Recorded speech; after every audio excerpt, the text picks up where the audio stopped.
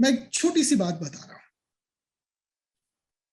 अभी शिल्पा की बात में आ रही थी कि कई बार एंजाइटी हो जाती है, और मैं बहुत छोटी सी बात बता रहा हूं, एक एग्जाम्पल दे रहा हूं, एक समझ डेवलप कर रहा हूं, एक जस्ट बताने के लिए। एंजाइटी इज नॉर्म, मतलब हर इंसान को कभी ना कभी, कहीं ना कहीं, किसी ना किसी रूप में एंजाइटी जरूर आ जाती है। ठीक है, अब मैं एक बहुत छोटी सी बात बताता हूं, एक अपनी लर्निंग एक शेयर कर रहा हूं। और मैं हमेशा कहता आया हूं कि astrology should be taught in the schools. और उसके पीछे रीजन क्या है कि एस्ट्रोलॉजी को जो लोग समझते हैं कि एस्ट्रोलॉजी जो है वो एक्चुअल में, astrology is very different from what people think astrology to be. Astrology is a very deep insight into personalities. अगर एस्ट्रोलॉजी की आपको समझ आती है तो आपको लोगों की पर्सनालिटी समझ आएगी, बिहेवियर पैटर्न समझ में आएंगे, हेल्थ पैटर्न समझ में आएंगे, सिर्फ थोड़ी सी एस्ट्रोलॉजी जानने से। मैं एस्ट्रोलॉजी के प्रिडिक्टिव साइड ये सब में नहीं जा रहा हूं, मैं जस्ट समझा रहा हूं कि थोड़ी सी नॉलेज ऑफ एस्ट्रोलॉजी आपको पर्सनालिटीज को समझने में इतनी हेल्पफुल है। अब पूरी दुनिया में सबसे बड़ा प्रॉब्लम क्या है? पर्सनालिटीज को समझना।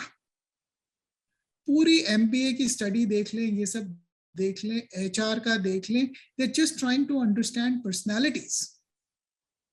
क्योंकि अगर आप एस्ट्रोलॉजी को थोड़ा भी समझते हो तो आपको पर्सनालिटीज की इतनी गहरी समझ हो जाएगी, इतनी अच्छी समझ हो जाएगी, इतनी अच्छी पकड़ हो जाएगी पर्सनालिटीज की, कि आपको ये समझ आने लगेगा कि वो पर्सन जो कह रहा है वो क्यों कह रहा है। ठीक है, उसके पीछे कारण क्या है, उसकी ये हरकत ऐसी क्यों है। आई एम नॉट सेइंग कि you will start to like everything, all I am saying is कि you will start to understand. ठीक है, जो सबसे गहरी बात है एस्ट्रोलॉजी की कि आपको पर्सनालिटीज की रिकॉग्निशन हो जाती है, पहला पॉइंट। दूसरा पॉइंट, मैं एक छोटा सा पॉइंट शेयर करता हूं कि एस्ट्रोलॉजी से अब जो ये एंजाइटी वाली बात आई, मैं इस चीज को बताता हूं कि जब तक एस्ट्रोलॉजी की नॉलेज नहीं थी, एस्ट्रोलॉजी को नहीं पढ़ा था, नहीं जाना था, तो मैं बता रहा हूं मेरे लाइफ का कुछ एक हिस्सा अर्ली 20s में मुझे, फॉर मतलब उसका कोई रीजन नहीं था, लेकिन ये तो मुझे बाद में एस्ट्रोलॉजी से समझ में आया कि ये मेरी पर्सनालिटी, मतलब मेरी बर्थ चार्ट में, मेरी एस्ट्रोलॉजिकल अंडरस्टैंडिंग में ये मतलब कि छिपा हुआ था, ये एंजाइटी का इश्यू। और एंजाइटी कैसे? पैल्पिटेशंस। और इतनी तेज, इतनी ज्यादा palpitation I think late teenage, early 20s में, कि मुझे ये शक होने लगा, वहम होने लगा उस समय कि शायद I have a heart problem.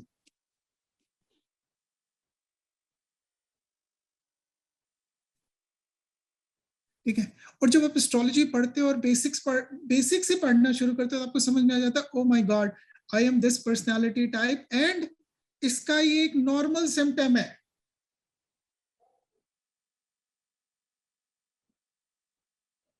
समझ रहे मेरी बात को? समझना यहाँ पे जो मैं कहने जा रहा हूँ, कि इसका ये नॉर्मल सिम्टम है और उसका फिक्स भी कोई मुश्किल नहीं है।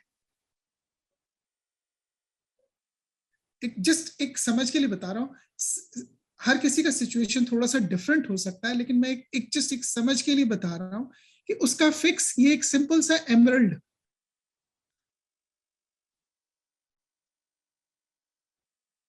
ये पहना और मेरी पैल्पिटेशंस खत्म हो गई।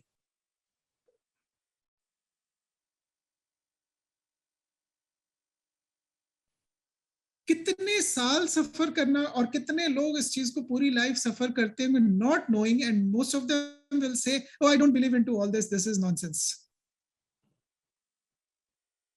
लेकिन मैं एक प्रैक्टिकल एग्जांपल हूं। मैंने एक बहुत छोटा सा एग्जांपल दिया, इसी तरह से तेरा hundreds of thousands of examples कि हम अपने लाइफ को क्वालिटेटिवली कितना इंप्रूव कर सकते हैं just by little knowledge of the subject.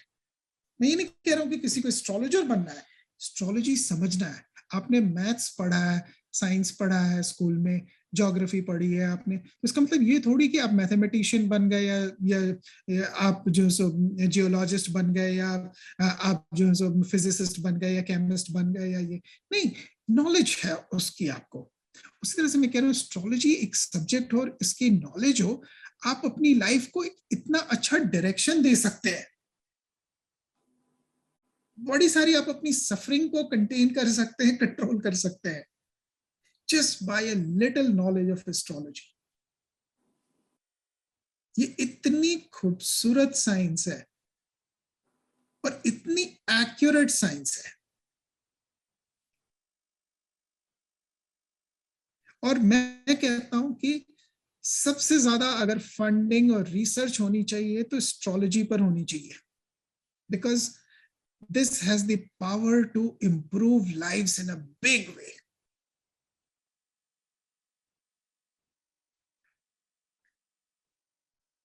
आप पहले से बता दोगे कि किस तरह की बीमारी, किस तरह इसकी बॉडी में क्या वीकनेस है, इसको किस तरह की बीमारी पहले पकड़ेगी, किस तरह का इसका, what is this person prone to what kind of problems, और कौन से टाइम पे किस तरह की प्रॉब्लम्स आएंगी इसको।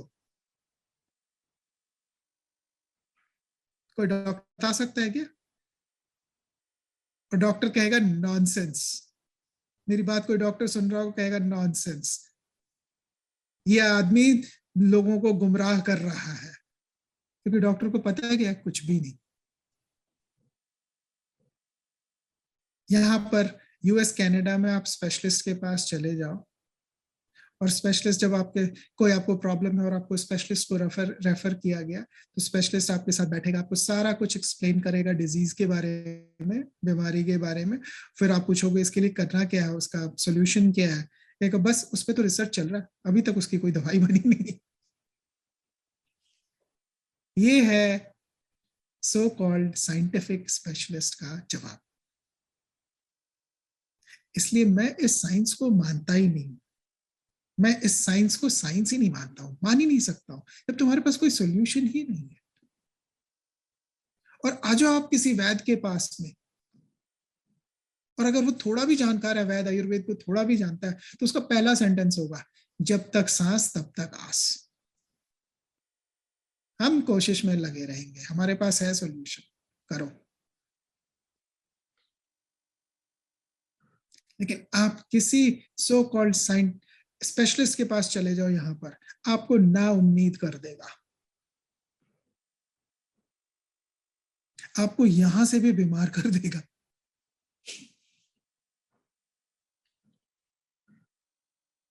एक अच्छे भले आदमी को आप ले जाओ किसी डॉक्टर के पास, और वो बोल दे कि मुझे फलानी फलानी तकलीफ है, फलाना फलाना ये है, या हॉस्पिटल ले जाओ उसको कि उसको फलानी फलानी तकलीफ है, वो एडमिट कर लेंगे, वो टेस्ट पे टेस्ट करते रहेंगे और आपको बताते रहेंगे कि ये तो बहुत बीमार है, और धीरे धीरे कि इसका तो इलाज बड़ा मुश्किल है, और उसको उसकी जान लेके ही वहां से छोड़ेंगे वो,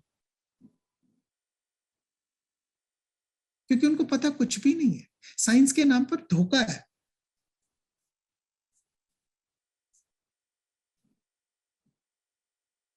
पूरा का पूरा एलोपैथिक ट्रीटमेंट क्या है, पढ़ के देखो कभी, सिम्प्टोमैटिक ट्रीटमेंट, सिम्टम का ट्रीट करो, उसमें साफ लिखा है कि तुम्हें रूट कॉज में जाने की जरूरत नहीं है, सिम्टम को ट्रीट करो, सिर दर्द है सिर दर्द की दवाई दे दो, ये नहीं जानना है कि सिर दर्द क्यों है, कि कॉन्स्टिपेशन है, गैस बन गई और सर में चढ़ गई और उस वजह से सिर दर्द हो रहा है, वो जानने की जरूरत नहीं है। सिर दर्द है सिर दर्द की दवाई दे दो, पेट दर्द है पेट दर्द की दवाई दे दो, सिम्प्टोमैटिक ट्रीटमेंट। ब्लड प्रेशर ज्यादा है, ब्लड प्रेशर कम करने की दवाई दे दो, ब्लड प्रेशर ज्यादा क्यों हुआ इसमें जाने की जरूरत नहीं है।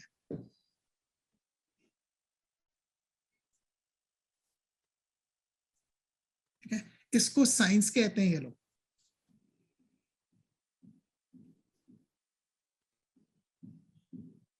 कौन सा साइंस है भाई ये, मुझे मुझे भी समझा दे, मुझे तो नहीं समझ आई, शायद मैं बेवकूफ हूँ, मुझे मेरी समझ में कमी है। ये सिम्टोमेटिक ट्रीटमेंट ये होता क्या है, ये कौन सा ट्रीटमेंट है? लेकिन पूरी की पूरी एलोपैथी सिम्प्टोमैटिक ट्रीटमेंट, और इसको ये साइंस मानते हैं। ये है साइंस।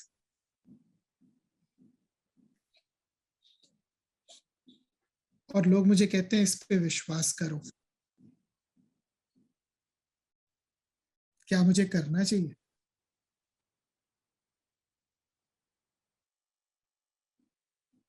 ये है मेरी नजर में क्वैकरी, धोखा लोगों के साथ, इसको कहते हैं quackery.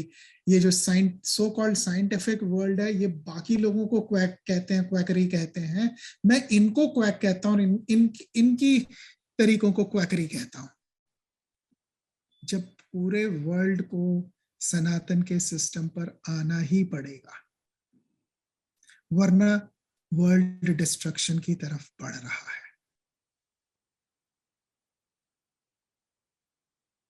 Sanatan is the only solution for a sustaining world.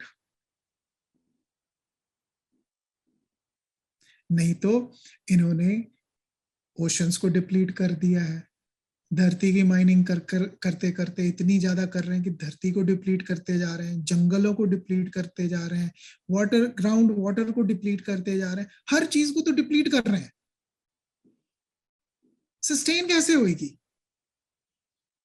इनकी सारी टेक्नोलॉजी जो है वो एक्सप्लॉयटेशन की टेक्नोलॉजी है।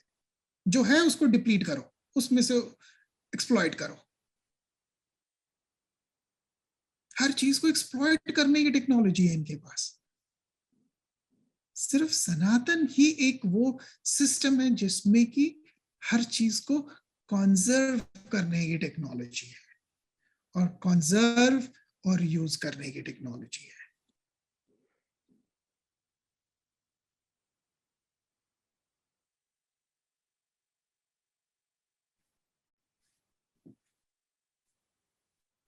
आपके सवाल का जवाब हुआ शिल्पा?